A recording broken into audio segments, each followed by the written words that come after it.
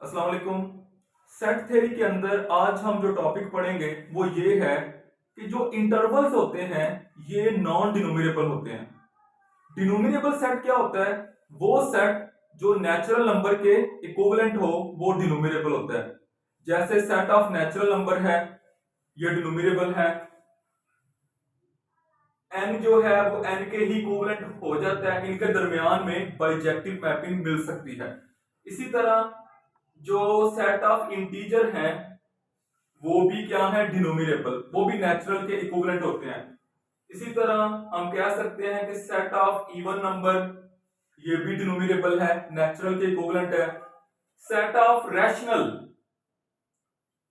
ये भी नेचुरल के इक्विवेलेंट है, लेकिन वो कैसे है? असल में n जो है ये इक्विवेलेंट है n क्रॉस n के, और जो q है ये इक्विवेलेंट है n क्रॉस n के। अब जो इक्विवेलेंट होना है ये ट्रांसिटिव होता है, तो यहां से हम कह सकते हैं so n is equivalent to q। तो q भी क्या है? डिनोमिनेबल है। जो set set of natural number के इक्विवेलेंट हो जाए वो क्या होता है? डिनोमिनेबल होता है। अब जो सेट ऑफ रियल नंबर है वो डिनोमिनेबल नहीं है। जो सीक्वेंस होती है, सीक्वेंस जिसकी टर्म्स x1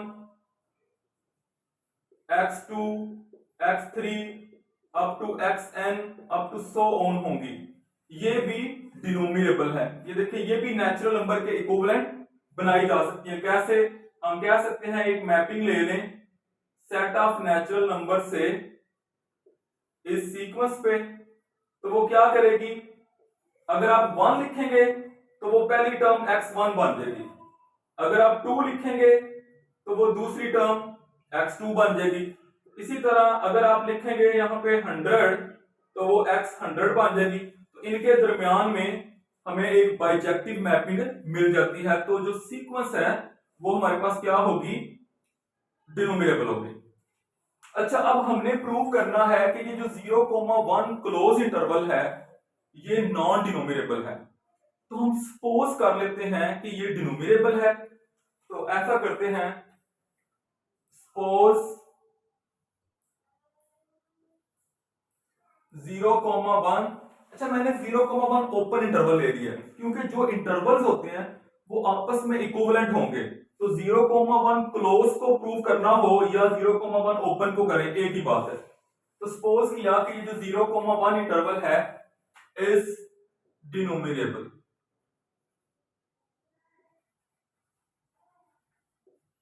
ठीक है, ये डिनोमिनेबल है।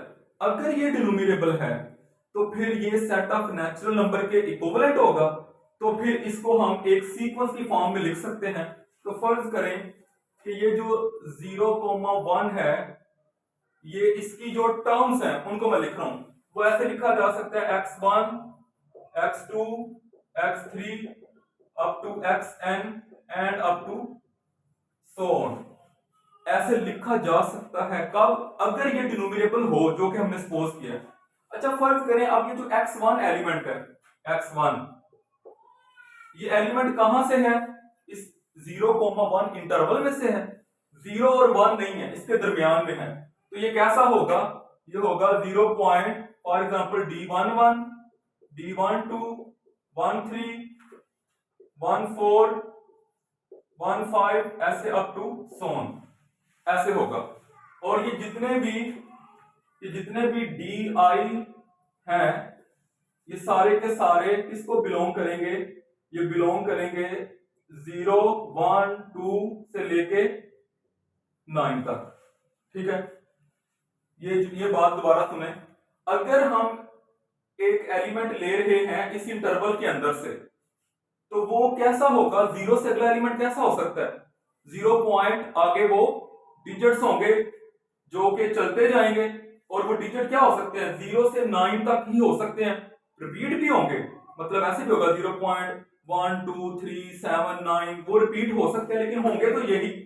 इसी तरह जो नेक्स्ट नंबर है x2, वो अगर लेंगे तो वो भी लिखा जाएगा 0.D21 22 23 24 25 एंड सोन। इसी तरह x3 लिखा जाएगा 0.D31 32 33 34 35 एंड सोन। ऐसे ये इसके जो सारे नंबर्स हैं वो ऐसे लिखे जाएंगे। अब फर्ज करें हम कहते हैं कि इस इंटरवल के अंदर से हम एक एलिमेंट लेते हैं y। Let y belongs to the interval 0,1। अब हमने इस इंटरवल के अंदर से एक और एलिमेंट लिया है y। वो y पता किस तरह का है? वो y है 0 point for example α1 α2 α3 up to सोन। डेफिनेटली वो जो पॉइंट हम y ले रहे हैं इस इंटरवल से, तो वो भी तो ऐसा ही होगा ना, 0 पॉइंट कुछ होगा। इस इंटरवल का हर पॉइंट ही ऐसा होगा, 0 पॉइंट आगे कुछ डिजिट्स होंगे। अच्छा, अब फर्ज करें यहां पे ये जो अल्फा है, α1 ये ना तो 0 के इक्वल है और ना ही ये जो α1 है ये इस D11 के इक्वल है। फर्ज कर लें ऐसा है। अगर ऐसा है तो फिर हम कह सकते हैं कि जो y है वो इक्वल नहीं है इस x1 के। अब देखें, पॉइंट के बाद अगर इनफाइनाइट डिजिट्स भी हों, तो अगर पहला सिर्फ एलिमेंट बदल दिया जाए, मसलन ये देखें, मैं कहता हूं कि 0.1234597 इस तरह कुछ आ रहा है, तो अगर मैं यहां पे लगा दूं 0 पॉइंट, सिर्फ पॉइंट के बाद पहला डिजिट बदल दूं, यहां पे मैं 1 की जगह पे 2 लगा दूं, आगे सारे सेम भी हो जाएंगे, तो ये दोनों नंबर इक्वल तो नहीं होंगे। तो यहां पे ये कहा कि y ऐसा एलिमेंट है कि पॉइंट के बाद जो उसका पहला डिजिट है वो इसके पहले डिजिट से डिफरेंट है। तो अगर ऐसा है तो इसके बराबर नहीं है। इसी तरह ये जो इसका दूसरा है α2, वो ना तो 0 है, मतलब ये ना हो गया, अगर 0 के बराबर है तो वो भी कहीं 0, ना तो 0 के बराबर है और ना ही जो α2 है वो इसके आप कह लें कि दूसरे एलिमेंट के बराबर है D22, ठीक है, इसके बराबर नहीं है। अगर इस तरह है तो डेफिनेटली फिर जो y है वो इक्वल नहीं होगा x2 के। और इसी तरह अगर हम इसको कंटिन्यू करें इस प्रोसेस को कि जो α3 है वो इक्वल नहीं है 0 के, ये जो α3 इक्वल 0 के भी नहीं है, और जो α3 है ये इक्वल नहीं है इसका जो तीसरा है। यहां पे हमने ऐसे किया कि पहले यहां से ये लिया 1 1 2 2 3 3, सॉरी यहां पे ये 3 3, तो ये इसके